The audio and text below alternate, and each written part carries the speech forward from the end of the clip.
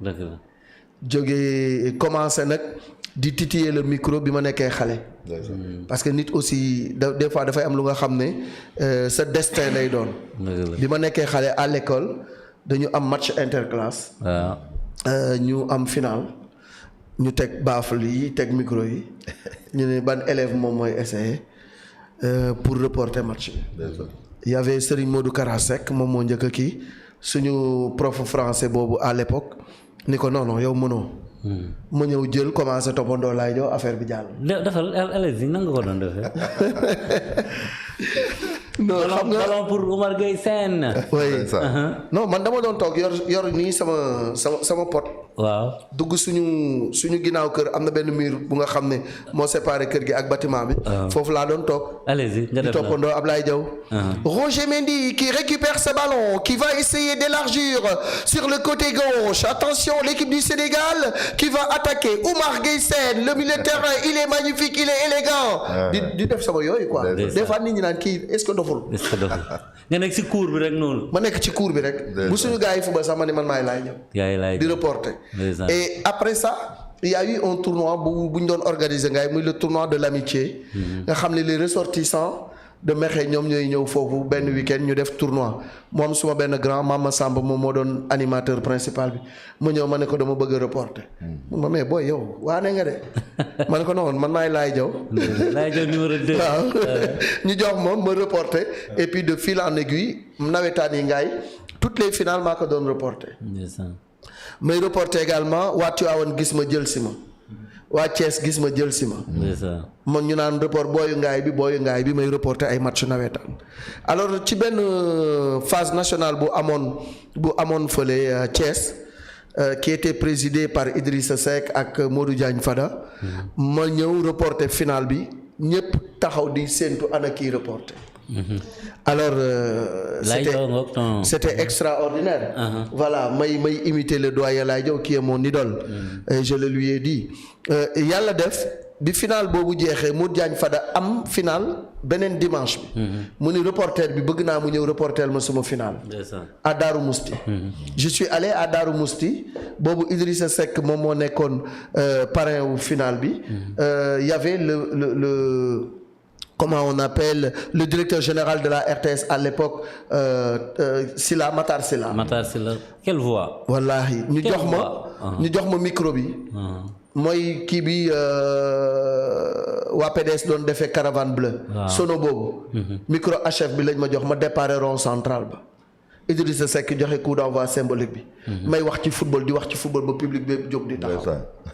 à la mi-temps Matar Silla ooma ma ñëw. Il y avait Youssou Ndour à côté de lui mun ma mais yow lii foo ko jàngee man ko non dans le tas dama ciy fo rek je suis à la radio Thiès FM 100.6 comme bénévole. mun ma non toi tu dois pas être un bénévole tu dois être un reporter titulaire. C'est ça. Youssou Ndour ni ko li ma mus a dégg ci Sénégal celui-là il est le meilleur en live. ni ko DG kii ko jàppale mu dem. mu ne ma fais une demande apporte-moi ça. J'ai apporté la demande le lundi le mercredi ñu woo ma mu ne ma jël ma dans l'intimité de son bureau ni ma je te fais un contrat directement. kenn nettalu ma man maa la dégg nga wax. tu es très fort. gëmal sa bopp fii boo ñëwee les gens auront l'impression que tu viens leur arracher le pain de la bouche dinañ la def lu nekk mais boo gëmee sa bopp di nga sori ci métier bi. C'est ça. daal may signer le contrat. C'est comme ça que je suis entré à la RTS. jaaruma ci benn école de formation. moi je suis passé par man dama mbapat. ci micro bi. jaar Thiès FM def fa 2 ans. ñëw RTS des terrains vagues de navétane j'ai couvert la Coupe d'Afrique des Nations de football. 4 CAN couvrir naa ko. 2004. Tunisie. 2006. Égypte 2008. Ghana. 2000 kii ak kaanu comment dirais-je Gabon. 2018. J'ai accompagné l'équipe un peu partout. La génération de El Hadj Diouf là ku ma ci gis da nga may serrer dans tes bras parce que j'ai cheminé avec eux. nga toog def RTS ñaata at. J'ai fait 12 ans à la RTS voire 13 ans. lan moo la génnee RTS. ñi nga xam ne ñoo la jox première chance qu'est-ce qui s'est passé. bon non xam nga RTS j'ai fait 12 ans 13 ans là-bas. Matar Sylla ngoog la ga une très grande voix. Matar Sylla un très grand monsieur. que je remercie moom moo ma jël defal ma contrat de prestataire. après bi mu fa jógee Abdou Khoudos ñëw. defal ma beneen contrat de CDD. bi mu fa jógee Daouda Ndiaye moo ma embauché. donc voilà j'ai fait au moins 4 DG yu jaar suma kanam. c'est le dernier qui m'a embauché. mais avant ngay génn RTS da nga nekk après da nga def benn transition jóge football dugg làmb loolu jaaxal àdduna bi. topp nañ ma 2 ans ma bañ. 2 ans pour nga ñëw làmb. pour ma ñëw làmb ma leen defuma làmb bugguma làmb mënuma le porter làmb. nu mu tuddati sama pap Mansour Mbaye. waaw. Samba Mangane. Omar Dia. waaw. ba ci Babacar Diagne aussi jaar na fa moom aussi j'ai travaillé 2 ans avec lui. bi ñu ma kii ni ma booy mën nga ko man leen bàyyi leen seen wax ji bu leen wax waxu làmb. dëgg la mais bi ñu demee ba nga xam ne El Hadj Mansour jëm na mag. waaw. Samba Mangane ñu affecté ko en France yi Omar Dia ni ma booy man nekkuma fi di reporter ay làmb. yow ñëwal moi j'ai mes magazines à gérer. ñu dugal ma bureau Babacar njett ma foofu. ci laa nangu man leen amul problème léegi bàyyi leen ma essayer rek. c'est comme ça de fil en aiguille bi may commencé nit ñi xamuñu woon lu may wax ay ñu naan waa mais bii reporter fu ko RTS jëlee. mais comme je l'ai dit ma gëm sama bopp rek. parce que dafa am lu nga xam ne aussi yàlla mooy seet doomu aadama bu ko neex mu mooñaale ci moom lu ko neex def ci moom lu ko neex. macha allah l'art de la communication est un don de Dieu. Tu peux sortir des plus grandes écoles de journalisme du monde et être un piètre communicateur. C'est vrai. nit ku nga xam ne par le temps la génn bu waxee nit ñi déglu ko. dëgg la. tu peux ne pas être formé dans les plus grandes écoles de journalisme soo bindee ñu ne oh quelle belle plume. Les plus belles plumes ne sont pas sorties de ces écoles là. donc loolu mayu yàlla suñu borom la c'est un don. man boo ma fekkee may nelaw boo ma fëggee jox ma micro ma wax. je ne prépare pas. RTS jamono yooyu ngeen teewoon làmb. ñu téye làmb ci avec le CLAF. avec le CLAF. waaw ñu jox ma émission bi nga xam ne moom la fa El Hadj Moustapha Ndiaye. doon def. Samba Mangane doon ko def. muy sport de chez nous. ma téye ko après ñu dem ba ci biir ñu indi émission beneen émission muy bi ñuy def nii actuellement ma gérer ko. plus les lives. et nekk ci moment bu nga xam ne la lutte était à un niveau insoupçonné. caxabal je pense. caxabal voilà. caxabal ma gérer ko ba benn moment bi Khadim Samb ñëwee ñu jox ko. donc voilà maintenant je suis allé à un moment où li tax ma bàyyi RTS j'ai écrit plusieurs fois. écrit c'est-à-dire écrit. c'est-à-dire dama bind wax leen ni actuellement nii dama bëgg non seulement ñu revoir suma situation maam revalorisation salariale mais aussi dafa am téléphone buñ ma joxoon ni ma dee ci coordonnées làmb jeeg activité sport yi ma dem ba ñu defal ma ay dépassement téléphone di ma dagg loo nga xam ne sama salaire dama dem ba di fa fekk ay 50 000 ak 45 000.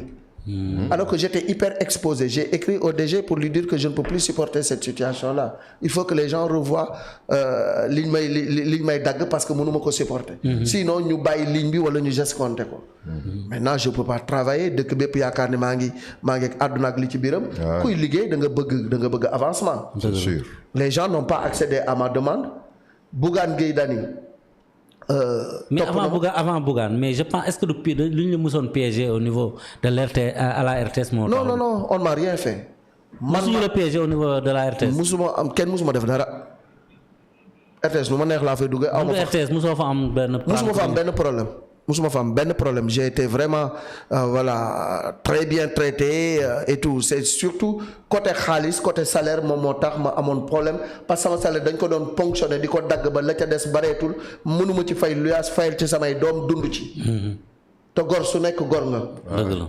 alors Bougane topp na ma pendant 2 ans ma ne que tant que Babacar Diagne est là mënuma fi jóge. je prends Bougane à témoin je prends Gaston à témoin je prends Babacar Diagne à témoin. ci réseau laay waxee ci télé laay waxee. bi Babacar demee si la Bougane dellu si à la charge. kër Gaston Mbengue la ñu négocier suñu contrat man ak moom. kër Gaston Mbengue. waaw yow Bougane. man ak Bougane. j'ai posé mes conditions. il a accepté. il a triplé mon salaire à la RTS. jox ma oto. jox ma téléphone ni ma del woote ba Koulikoro. Il m'a mis dans de très bonnes conditions ma dem liggéey ak moom. J'ai fait 6 ans là-bas. bi ñu demee ba moom mu commencé ngeen gis ne làmb ji mi ngi dellu ginnaaw mu commencé xaw a retiré wu ci làmb l'émission bi ñu fa doon animé muy grand combat man ak Max mu dem ba 30 minutes ma ne non man je ne me sens plus utile à cette maison là. Parce que làmb moom moo taxoon xëy na ñu indi ma fi. ak les autres sports mais il y a plus de place au sport dans au niveau de tout man li may fayeeku mérité wu ma ko benn yoon laa doon liggéey par semaine. te mu lay fay chaque jour. ñu may jox oto. waaw di ma jox carburant. di ma fay weer su ma neexoon ma nekk un fainéant toog. alors c'est après que ITV tijji ils sont venus me voir j'ai posé mes conditions ils les ont acceptées. ma dem liggéey ak ñoom bi ma demee def fa 2 ans j'ai senti que les choses n'allaient pas comme je le souhaitais parce que toog naa 2 ans yoo xam bu ma génnee ci dëkk bi ñun ma foo ne. donc alors que boo génnee si dëkk bi ñu ne Malick Thiandoum fu mu ne. waaw ndaanaan dafa soxla. te yaa ngi nekkoon ITV. ndaanaan dafa soxla visibilité. carrément. kon ITV da la naroon suul. waaw dama suulu woon wax dëgg yàlla loolu moo ma fa jëlee. amoo woon visibilité. non te yow da nga bëgg visibilité. man non loolu fii saa yi la seule star pour vous les jeunes. journalistes. la seule star c'est le médium. c'est le médium chaque jour wax ko Dembélé. c'est pas la personne. déedéet. fii boo fi noppee génn keneen fël kooku la ñuy wax. c'est vrai. boo toogee déggatuñ la di dégg ñeneen dañ lay suul. te yow ndaanaan nga. te man ndaanaan laa soxlawuma toog nit ñi duñ ma dégg. da nga mën a si bii boor. dañ ma war di dégg man. da nga mën a si bii boor. mën ci bee boor. loolu la yàlla dogal. waaw loolu la yàlla dogal. polyvalence boobu. ak background bi ma am ak culture générale bi ma am macha allah. loolu ndimbalu yàlla suñu borom la. ak fertilité d'esprit bi ma am loolu ndimbalu yàlla suñu borom la. quand maintenant la TFM est venue. nga déposer say baluchon. waaw ma ñëw. j'ai posé mes conditions les gens ont accepté. avec un gros salaire quand même. xaw ma gros salaire xaw ma mais Iba man fu ma jógee. waaw. su dee téeméer laay gagné fii. nga soxla ma. téeméer bi di nga ko yokk. forcé. waaw par force da nga koy yokk. mais je peux dire que TFM mooy sa destination finale ou bien on va dire jamais. on ne sait jamais de quoi demain sera fait. Mais pour l'instant j'ai pas besoin d'aller ailleurs. Alhamdulillah. Et je suis à 1 an de la retraite. À 1 an, oh là là. Je suis à 1 an de la retraite. J'ai une bonne hygiène de vie. Alhamdulillah nit mënu ma gis jox ma 59 ans. dëgg la. J'ai 59 ans. Je suis né le 23 mars 1965. du ma xale. doo xale. yàlla ma bindee nii ma nekk voilà jantal grand. n'est-ce pas. mais avant bi nga nekkee si lamb y a eu des lutteurs qui ont marqué ton époque. Ah oui. Y a eu Yékini y a eu des Tyson y a eu Bombardier mais aussi y a eu des promoteurs ñoom Petit Mbaye ñoom Pala Mbeng ñoom Ndeye Ndiaye Tyson période dorée boobu. Ah oui je l'ai vécu waaw dama ci dund lu extraordinaire. mooy lan wax ñu. lu neex. te dañu bëgg génne maanaam takkusaan yu nga xam ne non c'est man. dimanche 22 avril 2012. ah oui c'est parti. loolu nit ñi léegi damay romb ci mbedd mi sax booy dimanche lañ may wooyee. donc loolu sama mbiru bopp la. waaw c'est-à-dire nit boo nekkee ci mbir da ngay fexe ba am. identité. dafa am lu nga xam ne tey bu ko nit déggee rek immédiatement daf lay xalaat. mooy sa signature. donc j'ai marqué mon époque et puis maa ci nekkoon reporter bu nga xam ne damay wax wolof ba mu neex ma. waaw ma ne ko fa ñukk wax tubaab ba mel ni dégguma olof. wax séeréer bi dama ciy cof séeréer doo koy bàyyi buukar tu vois. donc voilà j'ai vécu le CLAF. j'ai vécu des combats extraordinaires Bombardier. Yékini, Bombardier Tyson, Tyson Yékini, etc. Baboy Yékini, Moustapha Gueye Tyson, etc. Donc il y a eu beaucoup de combats yu nga xam ne dama ko dund. ñoom Modou Lo ñoom cette génération également. ñoom Modou Lo ñoom Balla Gaye ñoom Tapha Tine etc. je les ai accompagnés. man ak Gaston on a fait ce qu'on appelait une saison de feu. ñu def saison bu extraordinaire.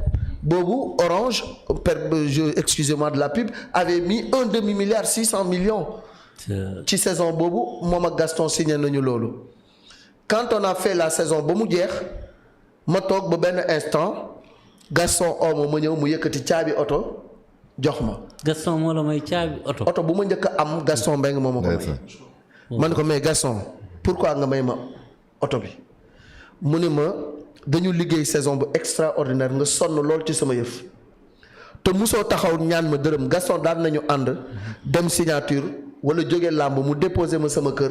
du ma yor. grand Gaston waaw du ma yor dépense. mais du ko xam. du ko xam. daf may wàccee ma dem ñibbi. jéem a lijjanti lu ma dépense woon suma kër. te pourtant moom laa bëccëgal guddil ko ba heure boobu te joxuma xaalis. mais du ma ko ñaan. c'est ça. Gaston bëggul loolu. bëggul loolu. dafa bëgg yow booy liggéey ak moom nga def li nga war a def rek. moom bés dina ñëw mu def lu mu war a def. macha allah. biñ demee ba saison bi jeex mu jox ma oto bi ma ne ko mais père mu ne ma non non tu as été loyal. avec moi. te liggéey bi da nga ci contribution bu am solo.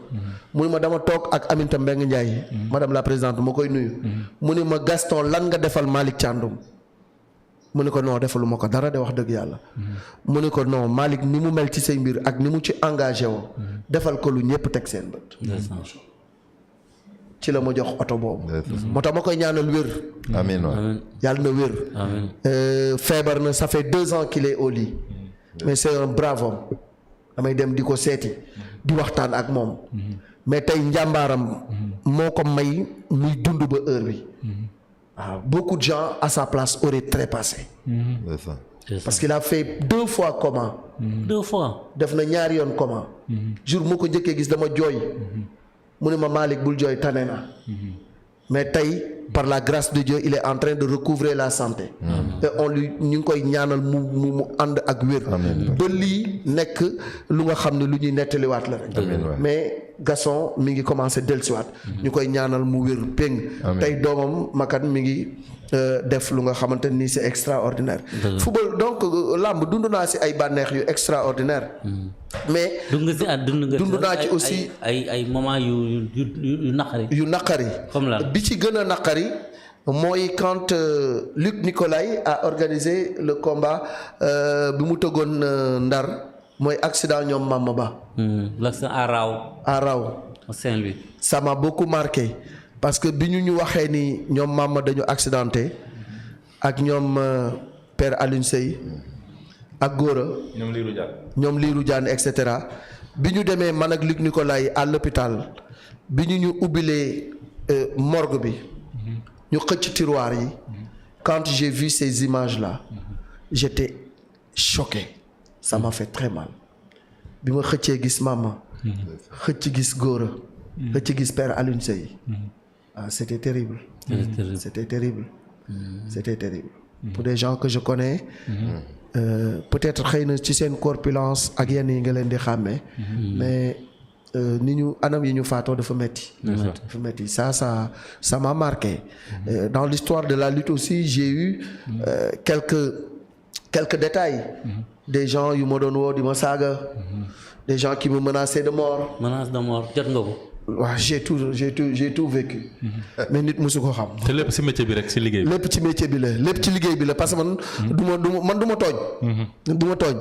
mais tey damay wax benn affaire def benn analyse. supporter Serigne Ndiaye bu xër ci Serigne Ndiaye. oo ma ni ma boo waxatee nangam Serigne Ndiaye ma nangam tànn la. ci métier bi amoon nga mbër ba fësal ko wala mosul am. non. mosuñu la ko taxé ne Balla nga. waaw ku nekk jiiñ nañ ma ko nag loolay wane ni faruma kenn. jiiñ nañ ne Balla nga faral. jiiñ nañ ma Yékini. jiiñ nañ ma Balla. jiiñ nañ ma Modou Lo. waaw ku nekk jiiñ nañ ma ko fi. ni moom laa faral. mais bon tey Tyson par exemple ak Yékini seen deuxième combat. dañu waroon daje moi je faisais la rétrospective di def sumay analyse ci combat yi mais il fallait ma wane combat wu Tyson ak Yékini. bi ko Yékini daane. en 2006. waaw gars yi woo ma ni ma boo wanee tey jëllu Tyson ñu nangam tànn.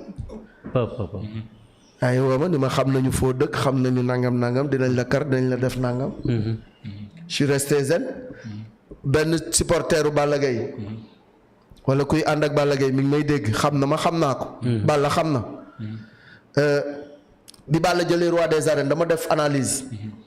ma ne le titre de roi des arènes war nañu définiraat les critères yi ñu koy décerner mbër parce que ku daan roi nekk roi dafa yomb il y a des critères de performance yu ñu war a teg parce que les performances et les records sont faits pour être battus tey man bu ma toogee 20 ans kenn gañewu ma Serigne Ndiaye dafa war a def 20 ans plus 1 pour jël man sama place dafa war a def 21 ans de règne d'invincibilité def lu ëpp lu ma def pour mën a nekk tey place roi mais tey jii bu Serigne Ndiaye mii daanee Modou Lo il devient roi des arènes c'est facile alors que booy bi tey am na ay étapes yu mu war a franchir am na ay champions yu bëri yu nga xam da leen war a tër balaa ñuy ba ñëpp ni ay gongo Serigne Ndiaye mi c'est le meilleur parce qu'il a battu tous les records il a battu tous les champions mais tey da ngay teg fii léegi nga ni Serigne Ndiaye roi des arènes man Malick ma ne la Serigne du suma roi des arènes parce que daanu ma.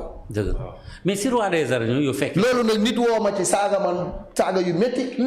insulte. ni ma dangaa bañ Balla Gaye te man ñenn ñi nee nañ damaa bëgg Balla Gaye ndax maa koy wax l'enfant de Marie Fara le fils de Double Less l'homme du 22 avril. waa ji bi ma saagaa numéro anonyme la ma woowee. ma dem section de recherche bañ ko jàppee dugal ko ci grille bi. xam na li ci xew. mais y a eu des rois des arènes yow da nga fekkee roi des arènes Yékini roi des arènes Bombardier bu Balla Gaye bu Eumeu Sène bu Modou Lo cinq rois yu mu la cité kan moo la si gën a marqué. incontestablement Yékini. Pourquoi Yékini. Yékini si tu as des questions. balaa ñu koy libéré. xam nga Yékini man si Malick. non c'est-à-dire Yékini parce que Yékini tey. Il a marqué son temps. Il a marqué son temps et d'une empreinte indélébile. def ay performances waaw def ay performances yu nga xam ne. tey pour mbër defaat ko ci làmb dina jafe trop. 17 ans de règne. 97 2012. il faut le faire. 17 ans nga toog ko ci arène bi di bëre combat yu nga xam ni ñëpp dañuy presque tu es seul contre tous. ñëpp dañuy bëgg nga daanu parce que boo yàggee ci jal bi ñëppay bëgg nga daanu. c'est pas spécifique à Yékini tey bu fi Serigne Ndiaye mi nekkoon. di reñee da ngay dem ba ñëpp dañ naan waaye kii doy na nag daa war a daanu. naturellement. donc Yékini m'a marqué parce que combat yu bëri dama ko reporté et ni mu doon daanee gars yi c'était extraordinaire et je l'ai approché. ci wàllu nu muy liggéeyee c'était un professionnel bu extraordinaire il a également une hygiène de vie bu benn mbër amul. hygiène de vie. looloo expliquer sa longévité mu nekk champion d'Afrique plusieurs fois. dem les Jeux africains de Johannesburg. toj ko. en Afrique du Sud. donc en Afrique du Sud. à Diobour. Yékini a été phénoménal mu dem. tey sabre d'or Niger ba mu koy jël la fédération a été dissoute mu bàyyi fa crise bu extraordinaire les gens sont allés le corrompre pour mu jaay réewam te boobu condition yi ñu dekk équipe nationale moo gën a yées ci condition yi booy yi nekk nii actuellement di jooy amuñu woon dara gars yi gis ko nuitamment pour corrompre ko pour mu bàyyi waa ji daan mun leen sama réew moo ma gënal xaalis. Il a marqué son temps. Vraiment. Serigne Ndiaye ngi tàccu. Ah oui moment boobu liñ ko fay. liñ ko bëggoon a jox bu ko nangu woon nangoo daanu c'était pour sauver le Niger ci crise mais il a préféré la patrie il a préféré la nation il a préféré les couleurs du Sénégal bu ñuy wax patriote dëgg rek ni c'est un vrai patriote il a marqué son temps mais régam yooyu yëpp daf ma ci marqué. te dama ko fekk muy liggéey man ko mais Yaxya yow li ngay def nii dafa metti combat ak Bombardier. anecdote 2011 bi. waaye ma gis ko muy presse xaw ma ñaata kilooti su toogee quelques secondes 15 secondes def beneen exercice muy yi ngeen di def noonu seen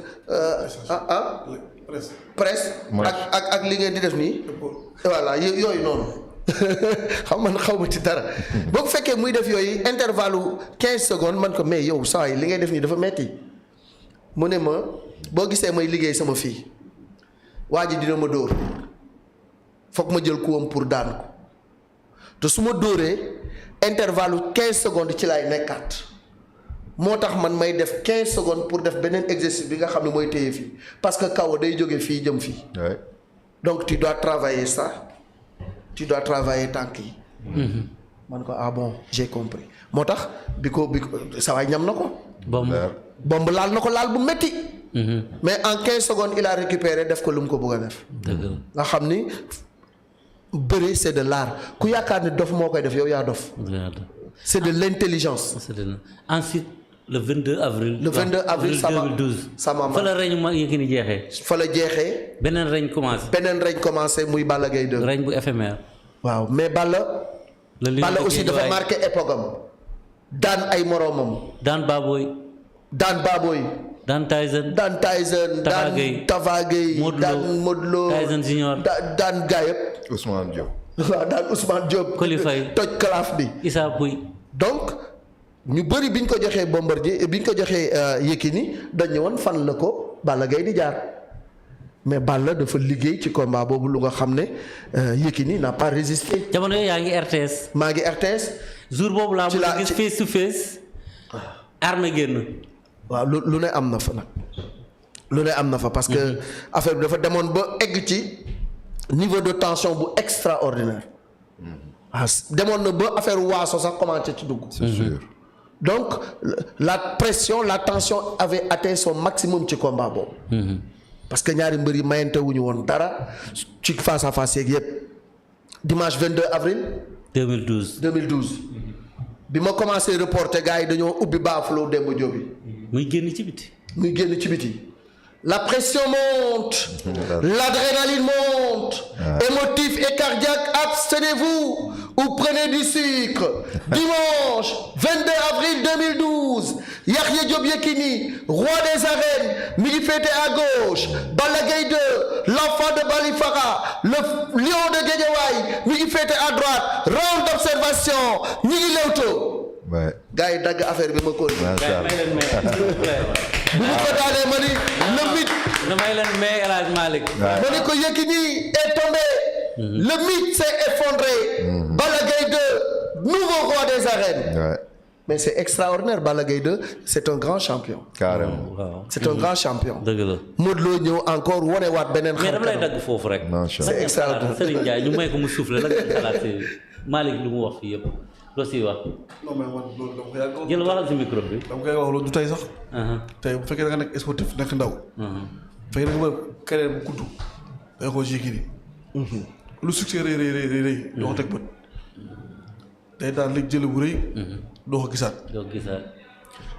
am hygiène de vie surtout. saa bu simee ko làmb nga ne bil ni état.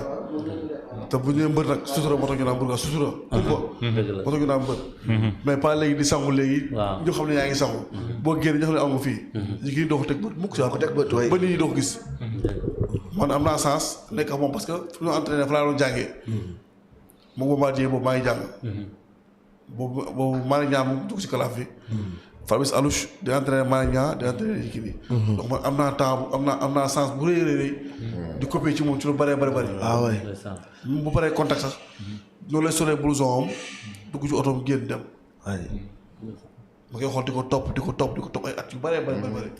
macha allah. booy bi carrière am. waaw boo koy xool da ngay gis presque carrière yu Yékini ci moom. moi je l'ai suivi. ci mbapat.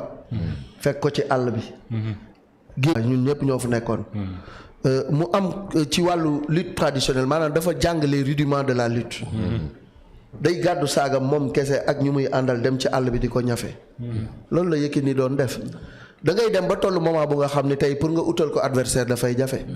dégg naa Makat Meng di la woo te bëggoon nañu nga tojal ñu tuuti Balla Gaye àggal ñu si Eumeu Sène ba si Modou Lo roi des arènes. mais dama bëggoon nag Boucar ak Malick Diop wax ñu tuuti si li Malick Thiandoum wax léegi. waaw balaa ñu koy libérer. mais juste ému rek. ému et vraiment ravi content. ravi ému de l'avoir vu nii. te daan ko gis daan ko sopp aussi di nangu li muy def. ne franchement pour nga